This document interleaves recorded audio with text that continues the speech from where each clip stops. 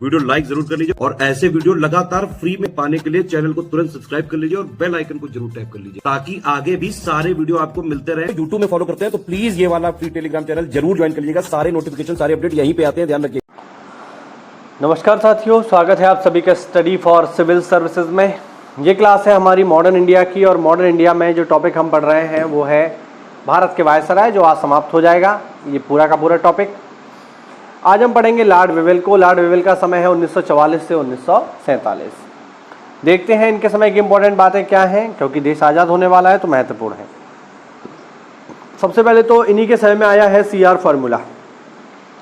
विद्यार्थियों, CR formula वैसे बहुत ज़्यादा टफ तो नहीं है, इसको याद करना है कि कौन लेकर के आया है, तो चक्रवर्ती राजगोपालाचारी। लेकिन विश्वास मानिए, मैं एक बार PCS का एग्जाम दे रहा था, वहाँ पर ये क्वेश्चन मेरे से गलत हो गया। ठीक है, वहाँ पर ये पूछा गया कि CR फार्मूला कौन लेकर के आया और मैंने जल्दबाजी में वहाँ पे ऑप्शन टिक कर दिया CR दास।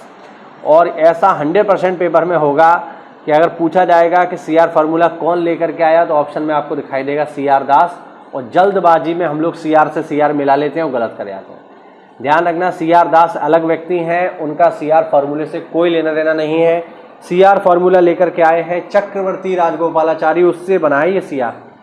ठीक है, 1944 में। इसके अलावा गांधी जी और मोहम्मद अली जिन्ना की वार्ता भी हुई है 1944 में। ऑब्वियस बात है, पाकिस्तान की मांग को लेकर के ही हुई, जो कि पूरी तरह से असफल रही, क्योंकि गांधी जी स्टार्टिंग में पाकिस्तान को बनने के पूरी तरह से खिलाफ थे। वो नहीं चाहते थे कि पाकिस्तान बने। इवन गांधी जी का तो कहना था कि भारत का बंटवारा होगा तो मेरी लाश पर होगा, तो वो पाकिस्तान बनाने के पक्ष में बिल्कुल भी नहीं थे। इसके अलावा 1945 में साथियों सेकेंड वर्ल्ड वॉर खत्म हो गया, और 1945 में जब सेकेंड वर्ल्ड वॉर खत्म हो गया तो इंग्लैंड में इलेक्शन हुआ, और इस बार इंग्लैंड में PM बने क्लीमेंट एटली।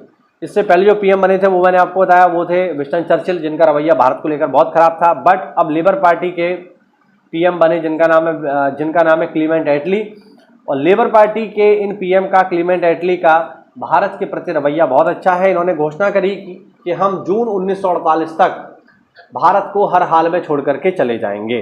तो इनका रवैया बहुत ही बढ़िया है। ठीक है, भारत में चल रहे जो भी समस्याएं हैं उनको दूर करने के लिए सरकार के द्वारा, जो क्लीमेंट एटली सरकार है उसके द्वारा कैबिनेट मिशन की घोषणा की गई 1946 में, जो कि भारत आया। और भारत में आने के बाद जो भी इनकी समस्याएं हैं, राजनेताओं की समस्याएं हैं, उन्होंने इसको सुना और सुलझाने का प्रयास किया, जिसको कांग्रेस और मुस्लिम लीग जैसे सभी बड़े दलों ने स्वीकार किया।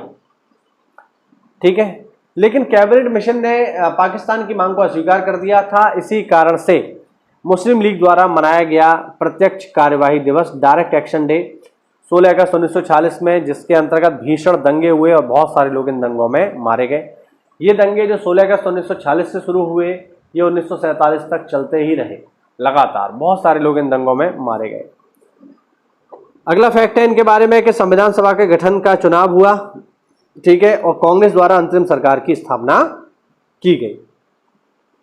ब्रिटेन के प्रधानमंत्री क्लीमेंट एटली ने भारत को स्वतंत्रता देने की घोषणा की 20 फरवरी 1947 को। उन्होंने कहा हम भारत को स्वतंत्र कर रहे हैं, और तब जाकर के अंतिम व्यक्ति जो भारत के गवर्नर बने या भारत के वायसराय बने, वो हैं लॉर्ड माउंटबेटन। 1947 से 1948 तक इनका एक अन्य नाम, जो पैट नेम है, वो है डिकी बर्ड, ध्यान रखना।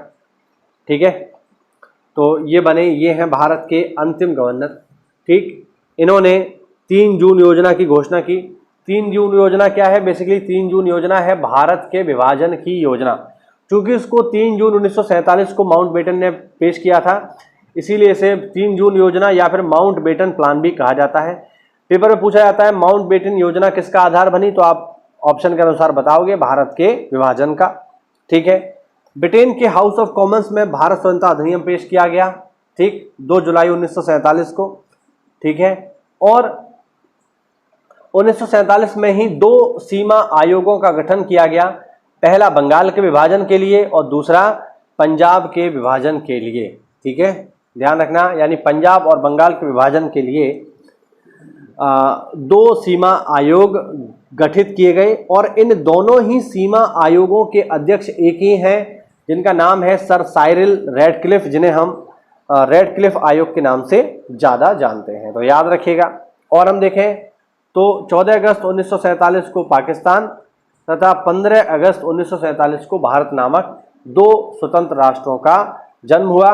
ठीक है, और स्वतंत्रता के बाद लॉर्ड माउंटबेटन स्वतंत्र भारत के पहले गवर्नर जनरल बने, याद रखना।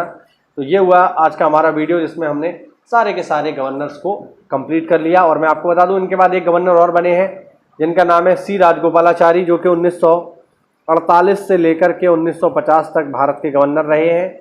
ये भारत के अंतिम गवर्नर जनरल हैं, ध्यान रखना, और भारत के पहले भारतीय गवर्नर जनरल भी हैं।